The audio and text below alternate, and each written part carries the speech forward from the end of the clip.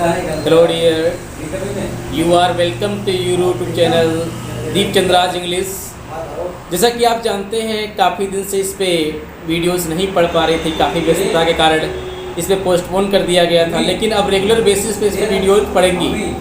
और अगर इस चैनल पे नए हैं तो चैनल को सब्सक्राइब कर लें, और अगर जिस चैप्टर की इंग्लिश में जिस टॉपिक की आपको नीड हो उसका नाम कमेंट बॉक्स में टाइप कर दें, उसका वीडियो हम बना देंगे।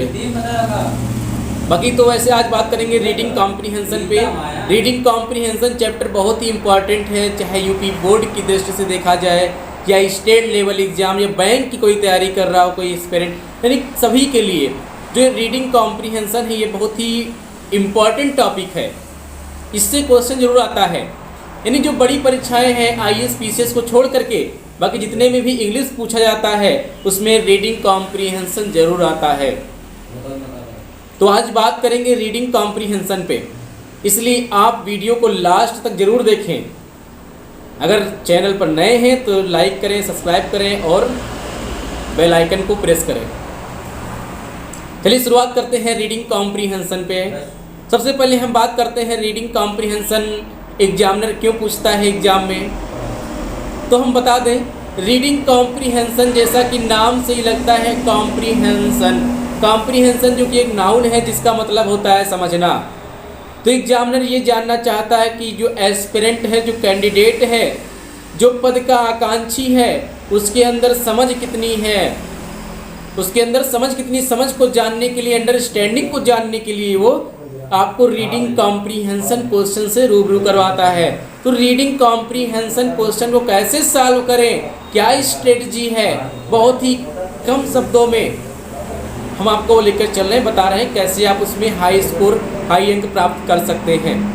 ठीक है, ठीक है। रीडिंग कॉम्प्रीहेंशन, जैसा कि कॉम्प्रीहेंशन एक नाउन है, ये बना है कॉम्प्रीहेंड से।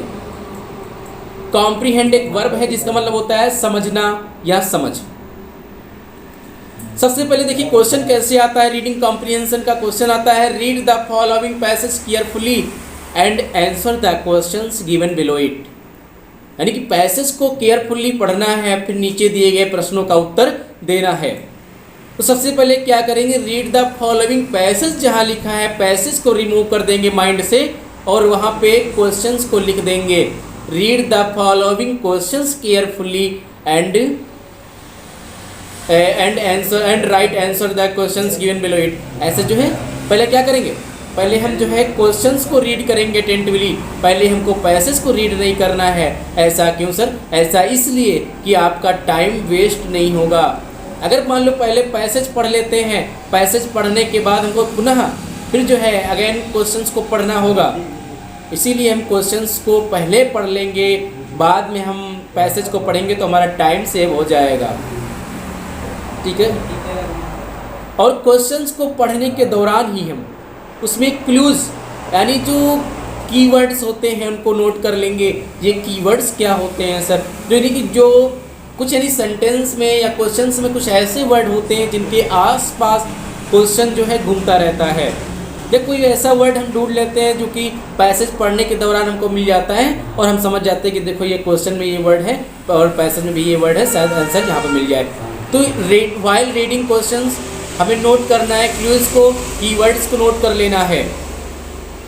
इसके बाद क्या करें, इसके बाद पहले हम ये बता दें इसमें क्वेश्चंस कैसे आते हैं।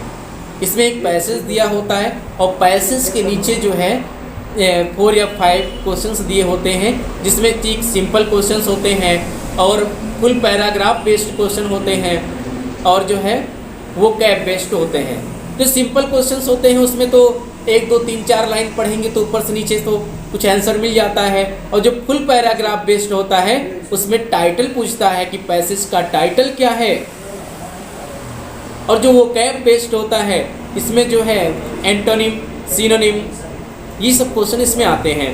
सबसे पहले हम बता दें, सबसे पहले क्या करना है आपको, सबसे पहले आपको क्वेश्चंस को पढ़ना है अटेंटिवली, और क्वेश्चंस के पढ़ने के दौरान ही आपको क्लूज यानी कीवर्ड्स को नोट कर लेना है। ठीक है। इसके बाद I have to avoid regression, what is regression? ये रिग्रेशन क्या है? यानी पैसेज को बार बार पढ़ना और पैसेज हमारी समझ में ना आना, यानी बार बार पैसेज को पढ़ते हैं लेकिन समझ में आता नहीं है। तो हम ये कहते हैं, हमारा जहाँ तक यही मानना है कि पैसेज का हिंदी आना महत्वपूर्ण नहीं है। अगर आप स्ट्रेटजी पता है, आपको लॉजिक पता है, आपको ट्रिक पता है कैसे सॉल्व करना है तो बहुत आसानी से हो जाएगा। उसके लिए आपको हिंदी याद करने की या उसके हिंदी निकालने की कोई आवश्यकता नहीं है। तो सबसे पहले हम क्वेश्चंस को पढ़ेंगे, कीवर्ड्स को नोट करेंगे, फिर I have to avoid regression, हमें रिग्रेशन से बचना पड़ेगा।